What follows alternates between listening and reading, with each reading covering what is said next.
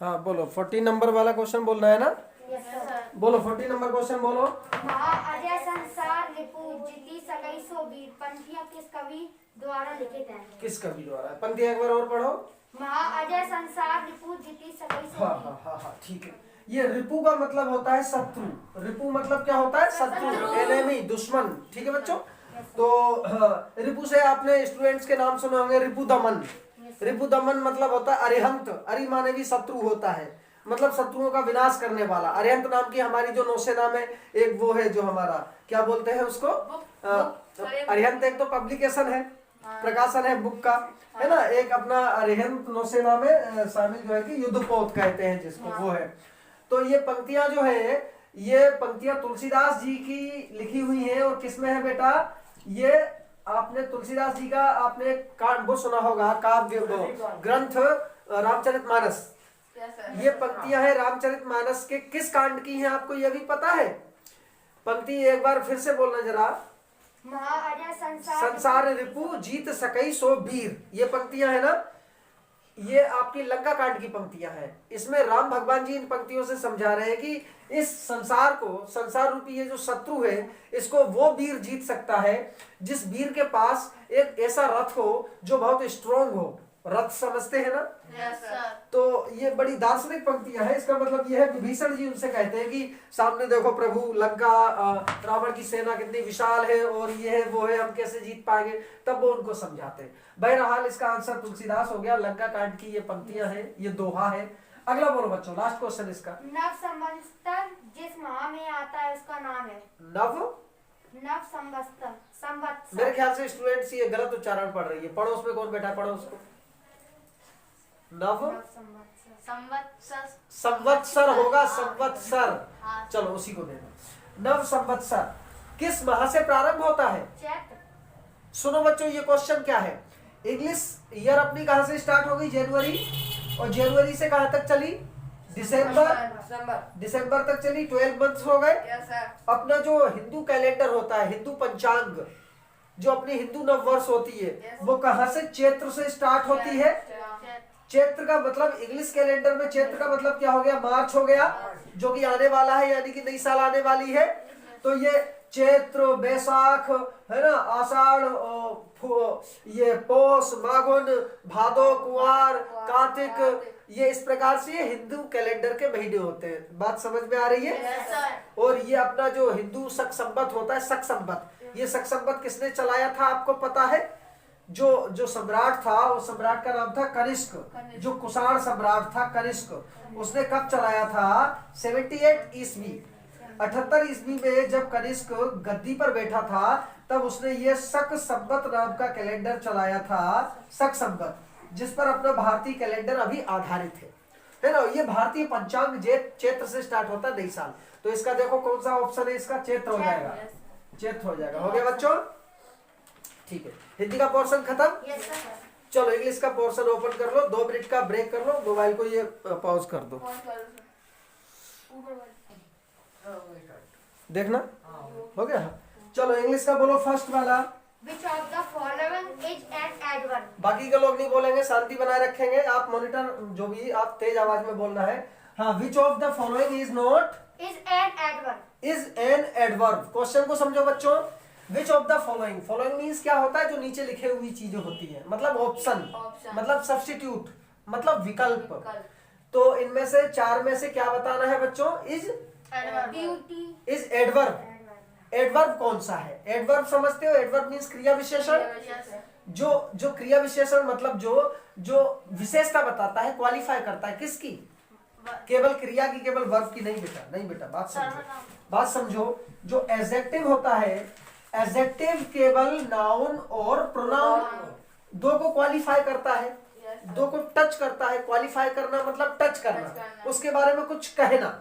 बच्चों अगर केवल हम लोगों ने इतना सोच लिया कि विशेषण वह शब्द होता है जो नाउन और प्रोनाउन की विशेषता बताता है, या एडवर्ब क्रिया विशेषण वह शब्द होता है जो वर्ब की यानी क्रिया की विशेषता बताता है, तो हम लोग थोड़ा सा सीमित रह जाएंगे। सीमित रहने का मतलब उसको एक बड़े कैनवास पर नहीं देख पाएंगे, जो कि गलत हो जाएगा। विशेषता बताने का मतलब फिर हम लोग ये समझने लगेंगे कि कुर्सी अच्छी है, कुर्सी बुरी है, कुर्सी मजबूत है, कुर्सी ठंडी है, कुर्सी गर्म है, वह होशियार है, वह गधा है, वह अच्छा है, वह बुरा है, वह चालाक है, वह चालबाज है। केवल हम ये विशेषता बताने का केवल ये मतलब मत समझना। विशेषता बताने का मतलब समझना उस चीज को क्वालिफाई करना, टच करना। अब जैसे the chair is hot, hot adjective हो गया। The chair is black, black adjective हो गया। The chair is cost expensive, expensive adjective हो गया। अब मैं कहूँ आपसे कि there are 2 chairs in this room, इस रूम में 2 चेयर हैं। अब एडजेक्टिव कहाँ है? 2। अब TWO2 भी एडजेक्टिव है। कैसा है वो? क्वांटिटी और वो क्वालिटी, मतलब संख्यावाचक, नंबर वाला, नंबर बता रहा है, उसकी संख्या बता रहा है। एडवर्ब को समझ लो, एडवर्ब केवल वर्ब को टच नहीं कर रहा है। एडवर्ब वर्ब के अलावा दूसरे एडवर्ब को भी क्वालिफाई करता है, प्लस किसी प्रीपोजिशन को भी क्वालिफाई करता है, प्लस किसी एडजेक्टिव को भी क्वालिफाई करता है। ये इसके फील्ड होते हैं एडवर्ब के। एक बहुत प्राचीन विद्वान है नेस्फील्ड, उन्होंने तो ये कहा है कि एडवर्ब 1-2 चीजों को छोड़ करके पार्ट्स ऑफ स्पीच की सारी चीजों को क्वालिफाई करता है। अब बेटा वो सारी डिटेल एडवर्ब के चैप्टर में आपको बता पाएंगे, यहाँ ये टाइम फिर इसमें ये चला जाएगा, है ना, क्योंकि ये रिकॉर्ड आज की क्लास अपन वो उसमें भी डालेंगे ना यूट्यूब में, तो थोड़ा सा वो समय का भी ध्यान रखना। क्लास के इस रिकॉर्डिंग के बाद फिर इसको स्लो मोशन में हम लोग डिटेल में कर लेंगे। और इनके ऑप्शंस के लिए जैसा कि अभी डिस्कस हो रही थी, जैसे बाहर के बच्चे या आप लोग भी इनके ऑप्शंस, तो जिनके पास पेपर है, 1-2 बच्चों के पास, वो तो पेपर से ही देख लेना जैसे आपके पास पेपर है। बकाया लोग को मैं बाद में जब इसको करवाऊंगा अपलोड, तब इसका ये पूरा फोटो डाल दूंगा, तो उसमें स्क्रीनशॉट वगैरह खींच सकते हैं आप लोग और बाहर के ऑडियंस भी, ठीक है। चलो तो ऑप्शन पढ़ो बेटा। ब्यूटी, ड्यूटी एडवर्ब बताना है, हमें ध्यान रखना क्वेश्चन को सब बच्चे। एडवर्ब तो पहला ब्यूटी है। ब्यूटी मीन्स होता है सौंदर्य। क्या होती है ये? सुंदरता या सौंदर्य नाउन होती है, एब्स्ट्रैक्ट नाउन होती है। दूसरा ऑप्शन बोलो। B beautiful, beautiful, beautiful adjective होता है, सी इज ब्यूटीफुल। तीसरा ऑप्शन बोलो। सी ब्यूटीफुली, ब्यूटीफुली। डी ऑप्शन बोलो। Beautify, beautify, beautify main verb हो गई। ब्यूटीफाई मतलब होता है सुंदर बनाना, आकर्षक बनाना। बेटा जो ब्यूटीफुली है ना, वो ब्यूटीफुली हो जाएगा एडवर्ब, क्रिया विशेषण, करेक्ट। ब्यूटीफुली मतलब कितनी सुंदरता से तुमने इस काम को किया, how beautifully you completed this work. बेटा डोंट टॉक नॉनसेंस। दूसरा क्वेश्चन बोलो फास्ट, स्पीड फास्ट रखो थोड़ा, उसके बाद स्लो मोशन में ये रिकॉर्डिंग के बाद हम लोग और डीप डिस्कस कर लेंगे, गहरी डिस्कस। अगला बोलो। Dot dot God bless you, dot dot God bless you, भगवान तुम्हें दीर्घायु बनाए, खुश रखे, लंबी उम्र दे। बेटा ये इच्छा वाले सेंटेंस होते हैं, आशीर्वाद सूचक इच्छा वाले कि ऐसी इच्छा करते हैं, तो बेटा यहाँ एम ए बाय मे का प्रयोग होता है। ऑप्शन में देखो मे होगा, जैसे अपन कहते हैं मे गॉड ब्लेस यू, हाँ ऐसा हो जाए, ईश्वर करे ऐसा हो जाए, वगैरह वगैरह। अगला थर्ड बोलो बच्चों। दिस बर्ड इज जमलेट ऑटनर, choose the correct bird. This word is जमलेट, show me the question, show me the question. This word is jumbled or not, choose the correct word, monitor, meter, mentor, mention।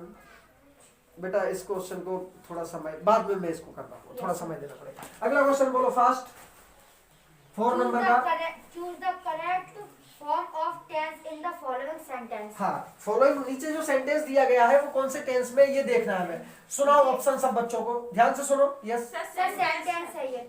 They went to market. They went to market. वे बाजार गए। बच्चों went क्या होता है? Went गो का second form होता है। तो बेटा यहाँ वेंट आ रहा है, तो ध्यान रखो एकमात्र ऐसा टेंस जहां वर्ब का सेकेंड फॉर्म यूज किया जाता है वो कौन सा होता है? मैंने पुराने वीडियोस में 2-3 वीडियोस में ये बात कई बार बोली है, क्लास में तो कई बार बोलता है। Very good. Past indefinite tense is the only tense where second form of the verb is used, correct. ठीक बात That's है। a past tense. अगर ये पास्ट का हो गया, पास्ट इंडेफिनिट। अगला क्वेश्चन बोलो बेटा। My brother obviously is than me.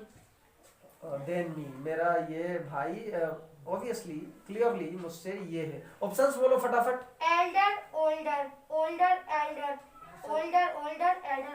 बेटा ये आएगा एल्डर और dot dot dot older. Sentence देखो, मेरा एल्डर ब्रदर मतलब जो अपने ब्लड रिलेटिव्स भाई बहन होते हैं अपन से जो बड़ा होता है, एल्डर यूज करते हैं। तो सेंटेंस ये कहना चाह रहा है कि मेरा बड़ा भाई ऑब्वियसली क्लियरली मुझसे बड़ा होगा। Yes, sir. मतलब जब वो एल्डर उम्र में बड़ा है मतलब तो हर चीज में ओल्ड होगा, ओल्डर।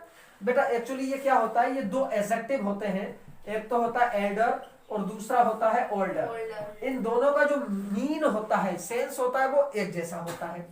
बस फर्क ये होता है कि ब्लड रिलेशंस के लिए एल्डर का यूज किया जाता है और अन्य के लिए किसका, ओल्डर का यूज किया जाता है। या इसको दूसरे शब्दों में और भी इसकी डेफिनेशन ऐसे समझ लो, अभी एडजेक्टिव वाले पार्ट में आएगा, उसको समझाओ। अगला क्वेश्चन बोलो।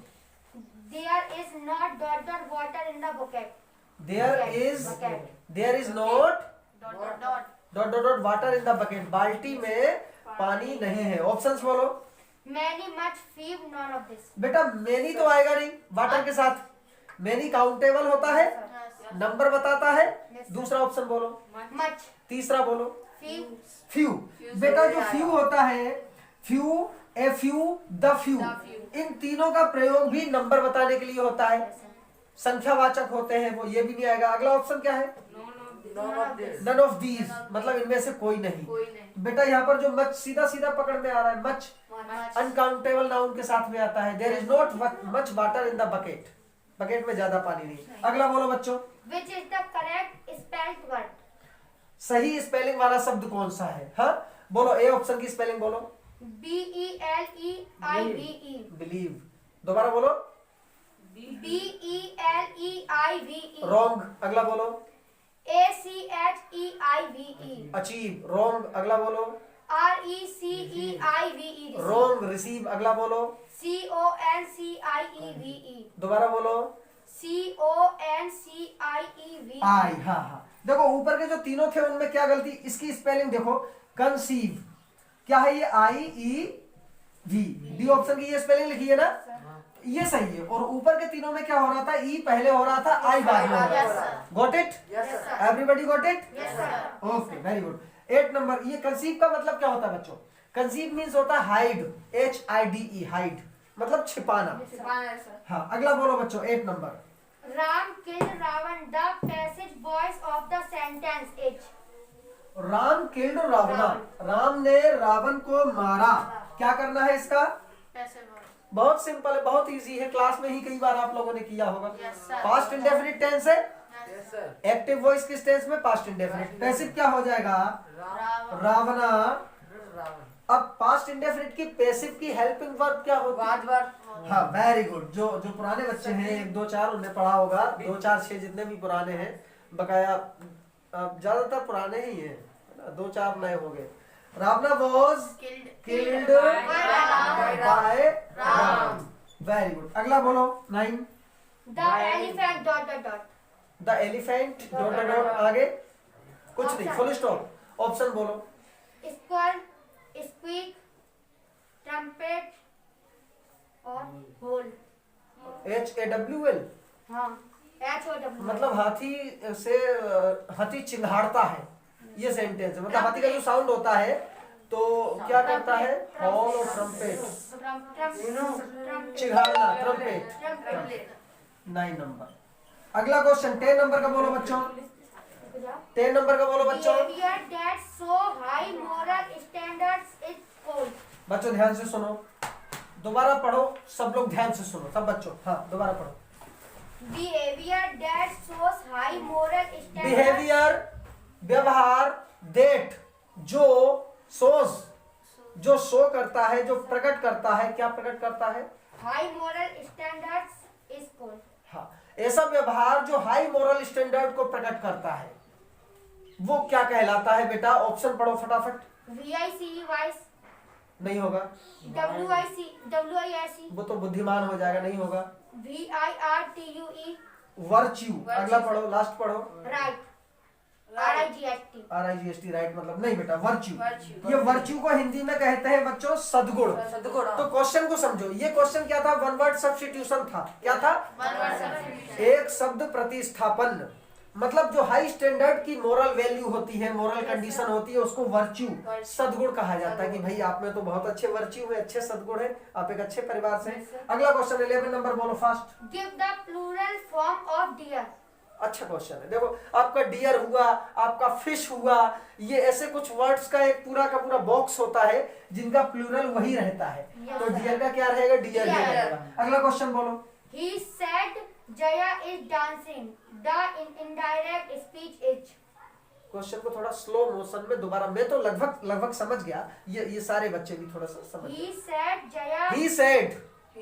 हाँ। अब ये इसमें इन्वर्टेड डबल इन्वर्टेड कॉमा होना चाहिए। नरेशन डायरेक्ट इनडायरेक्ट स्पीच का लग रहा है ये क्वेश्चन। Yes sir. हाँ तो ऐसे बोलो ना, कॉमा बोलो जहाँ पे लगा हुआ है। Jaya is dancing। क्वेश्चन इस रूप में होगा, देखो he said, फिर कॉमा होगा, फिर डबल इन्वर्टेड कॉमा होगा। अब डबल इन्वर्टेड कॉमा में क्या लिखा है ये बोलो। Sir Jaya is dancing. Jaya is dancing, ये होगा। ठीक बात है, ध्यान से देखो बच्चों, ध्यान से देखो। ये आपकी जो सेंटेंस है वो एक्सरसाइज क्या है आपकी? नरेशन, मतलब डायरेक्ट स्पीच और इनडायरेक्ट स्पीच। ये जो एक चैप्टर में आपको अलग से पढ़ाऊंगा, जब वर्ब का चैप्टर आएगा उस वर्ब के चैप्टर में मैं आपको सीक्वेंस ऑफ टेंस नाम से पढ़ाऊंगा एक चैप्टर। सीक्वेंस ऑफ टेंस में मैं जो रूल नंबर 2 पढ़ाऊंगा आपको, नियम नंबर 2, उसमें इसकी पूरी डिटेल बहुत जमीनी स्तर से ABCD से Z तक उसमें समझने को मिलेगी आपको। ये रूल नंबर 2 क्या होता है, नरेशन क्या क्या है, इसको शॉर्ट में समझ लो, यहाँ पर इतना समय नहीं है वीडियो में। ही सेड प्रिंसिपल क्लॉज है, ये सबऑर्डिनेट क्लॉज है, वो प्रिंसिपल क्लॉज पास्ट टेंस में है, प्रिंसिपल क्लॉज की वर्ब पास्ट टेंस में है। तो रूल नंबर 2 क्या कहता है, when the verb of principal clause is in past tense then the verb of subordinate clause is followed in past tense। तो सबऑर्डिनेट क्लॉज की वर्ब को भी पास्ट टेंस में फॉलो किया जाता है, चेंज किया जाता है। इस चीज को करेस्पॉन्डिंग पास्ट कहते हैं। This is called corresponding past, अनुगामी भूत। तो ये क्या होगा, ही सेड, ये कॉमा डबल इन्वर्टेड कॉमा हटा के लगा देंगे दैट। क्या लगा देंगे? दैट। और जया की जगह जाया हो जाएगा। ये फॉर्मूला का आप पढ़ोगे, सन का फॉर्मूला। अगर फर्स्ट पर्सन है तो सब्जेक्ट, सेकंड पर्सन चेंज होगा ऑब्जेक्ट, तो थर्ड पर्सन में नो चेंज हो जाएगा। तो बेटा जया की जगह जया रहेगा, इसकी जगह क्या हो जाएगा? शाबाश। यानी कि प्रेजेंट कंटिन्यूअस किसमें चेंज हो जाएगा? Past continuous. तो Jaya was dancing full stop. देखो कौन सा ऑप्शन है? यस सर, डी वाला। डी ऑप्शन है। चलो D Bombay. Sir please give me 2 minute. Listen, I have to go my school college. सही कह रहा है। हाँ तो क्या था बच्चों, कहां पर थे? 13 पे आ गए सर, डी बॉम्बे वाला था सर। डी बॉम्बे वाला। चलो अब बोलिए 13 नंबर बोलिए fast. The weather report says it। बेटा स्लो मोशन में पढ़ो, मैं तो समझ रहा हूँ, कैच कर रहा हूँ जो, और ये बच्चे बैठे हैं ये हाँ बोलो। The weather report says। The weather report says, weather की रिपोर्ट है वो कहती है, बताती है क्या? says comma it। Comma rain today। Rain today। मतलब वेदर रिपोर्ट बताती है कि it dot dot dot rain today, कि आज वर्षा हो सकती है। Yes sir. तो बेटा ये पॉसिबिलिटी शो करने के लिए सुनो बेटा ध्यान से, यहाँ पर देखो ये का मे, एक तो मे का यूज हमने किया था ऑप्टेटिव सेंटेंस में, यस सर। इच्छा सूचक, यस सर। आशीर्वाद सूचक कि भगवान तुम्हें दीर्घायु दे, यस सर। तथास्तु, यशस्वी भवा, विजयी भवा। और दूसरा ये मे की जब एप्लीकेशन आप पढ़ोगे मॉडल्स में, तो मे की एप्लीकेशन में, इस ऐप में जब आप देखोगे, इस ऐप को खोल के, तो आपको मे की जो प्रायर चीजें नजर आएगी। मे का यूज इस रूप में होगा प्रेजेंट टाइम में किसी पॉसिबिलिटी को शो करने के लिए। अब वो पॉसिबिलिटी कैसी होनी चाहिए? वो पॉसिबिलिटी जो है कि आपकी रिमोट पॉसिबिलिटी होनी चाहिए। रिमोट और फैक्चुअल 2 टाइप की होती है, ये मॉडल का पोर्शन है, समझाऊंगा बाद में। और दूसरा मे से कोई request, to take the request, to give the request. और तीसरा टू शो द पॉसिबिलिटी, संभावना व्यक्त करने में, तो यहाँ पर मे आ जाएगा 13 में। चलिए बच्चों फास्ट 40 नंबर बोलिए। 14. The rhyming word for high. The rhyming word for high, HIGH high, ठीक है। ऑप्शन पढ़ो। ए 3 तीन हो गया क्या बच्चों? हाई या तीन का कोई विधा भी नहीं है, राइम नहीं है। बी बोलो अगला ऑप्शन। बीन। नहीं नहीं। No sir. हाँ, ये इधर का पोर्शन कैसा सुप्त अवस्था में पड़ा हुआ है। हाँ या ना वाले में तो बात किया करो। मैंने कहा था शांति बनाए रखना, इसका ये मतलब नहीं बिल्कुल क्वाइट हो जाओ। हाँ अगला बोलो बच्चों option. Yes sir. Very good, ये हो जाएगा, ये हो जाएगा, हाई का टाई हो जाएगा। TIE वाला होगा ना, Yes, sir. टाई बांधना। लास्ट बोलो बेटा 15। The correct antonym of the word stale. Stale, STALE। Yes, sir. बेटा स्टेल मतलब होता है बासा, और स्टेल का एंटोनिम हो जाएगा ताजा, मतलब फ्रेश हो जाएगा। Yes, sir. इंग्लिश फिनिश हो गई। Yes, sir. हिंदी पोर्शन खत्म कर लिया, इंग्लिश फिनिश कर लिया। पेपर के स्क्रीनशॉट आप लोग या और जो अदर ऑडियंस है वो भी ले लेंगे, उसको पेपर को डाल दूंगा मैं। और अब स्लो मोशन में इस सारे को एक री एनालिसिस आप लोग कर सकते हो। कैमरा बंद कर दो भाई, कैमरा बंद कर दो और दोबारा से विश्लेषण कर लो। डी